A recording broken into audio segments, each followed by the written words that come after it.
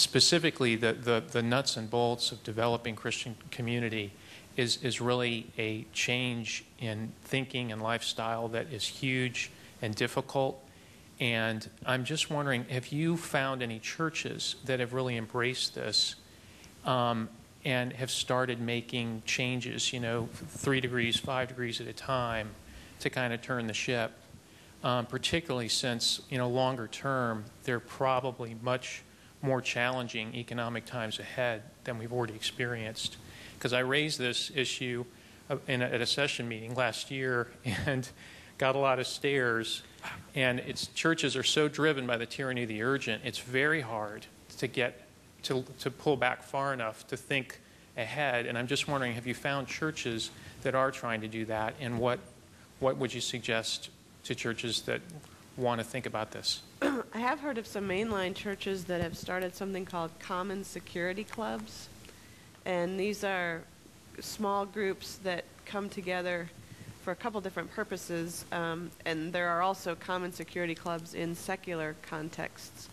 But within some of these mainline churches, there are these common security clubs, and the sort of the threefold agenda is to have a place to simply, it's almost like a support group, like talk about how the economy tanking is affecting you and what you're scared about, and whether maybe you lost your job and you need prayer or whatever. So sort of these personal kind of support each other in these tough economic times. The second thing is to kind of try to learn more about how did we get here in the first place, and so there's sort of a study and book group kind of element, learning about it.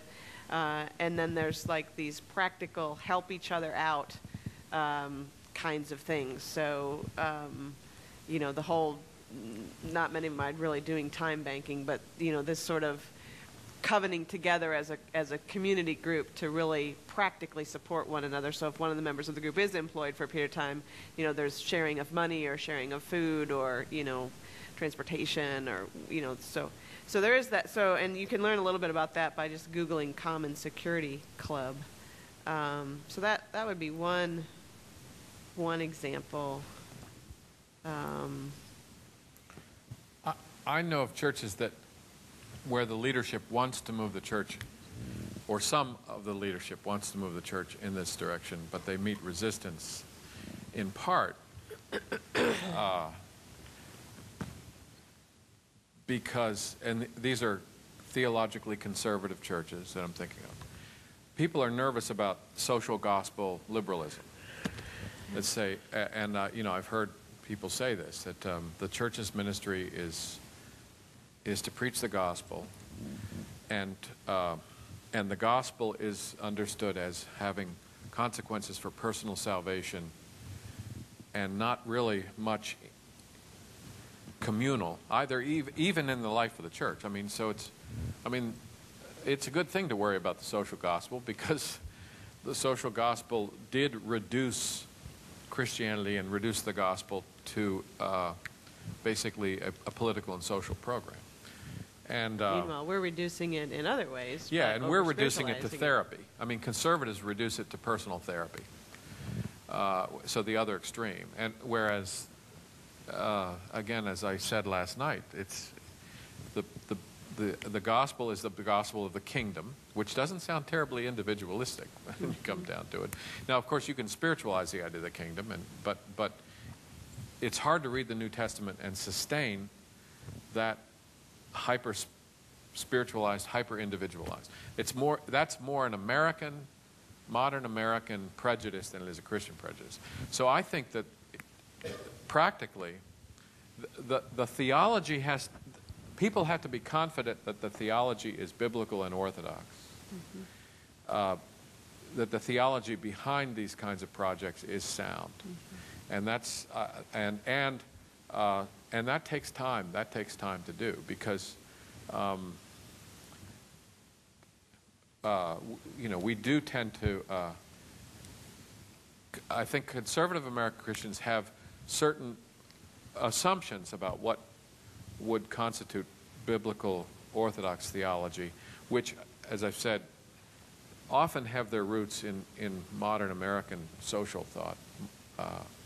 So, but there are a lot of resources that recover a Christocentric, fully, I think, historically orthodox emphasis that goes beyond a privatized faith. I read an article not long ago that said most American Christians, most conservative American Christians, practice a faith that the ACLU loves. They practice, the ACLU wants us to keep our faith entirely private. And most Christians want to keep their faith entirely private. So isn't that nice? Everybody gets along. I don't think our faith should be something the ACLU would love. I think, not that I'm not a big fan of, I don't think that political organizing is the main thing, and neither Amy and I are. We're talking about local communities, local churches, informal action in communities, principally. I mean, that has to be a principal goal. How are we loving our neighbors? Huh? And but again, to overcome that privatized faith, which is related to the dualism I talked about a minute ago, where the spiritual and the material are assumed to be entirely separate.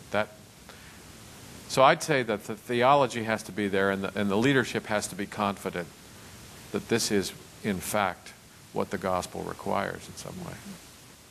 By sort of buying into the ideas of buying local and fair trade and things like this, are we not sort of contributing to a larger cultural sentiment that will probably manifest itself in political protectionism and end up hurting the people that we set out to help? In other words, if we make it our aim to buy only U.S. beef when there might be some Argentine farmers who put out a nice product and are not wrapped up in big cultural or corporate web. We do a lot of individual sort of things at the margins that we think are going to sort of help poor people, and meanwhile, if we could magically get rid of the textile tariffs, we would do so much good for the third world poor. If we could change our banana policies, we could do so much good for the third world poor. So I'm totally on board with those kinds of political advocacy. So I guess for myself, I don't see that. I think the danger is there.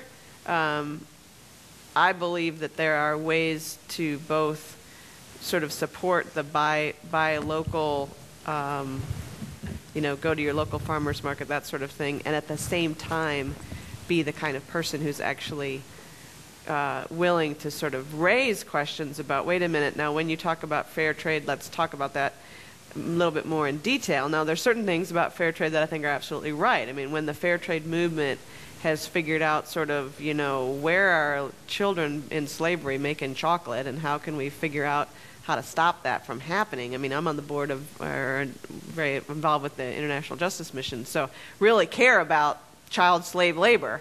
So in those sorts of situations, but where fair trade is just a label for kind of pro-union, pro-protectionism, I want to sort of say, hey, there actually are parts of NAFTA that are good. You know what I mean? So I guess I'm willing to say I think it's possible to sort of navigate these waters in a way that doesn't necessarily force us to kind of swallow one big gigantic ideological left-wing pill that puts us, I want people to simply just be a whole lot more intentional and a whole lot more deliberate. Yeah. Yeah. If we just took a little, my biggest thing is, could we just take, an hour a week to actually think about it a little bit more instead of just having it not even be on our radar screen when, meanwhile, a lot of the bad stuff going on in the world is because it's not even on our radar screen.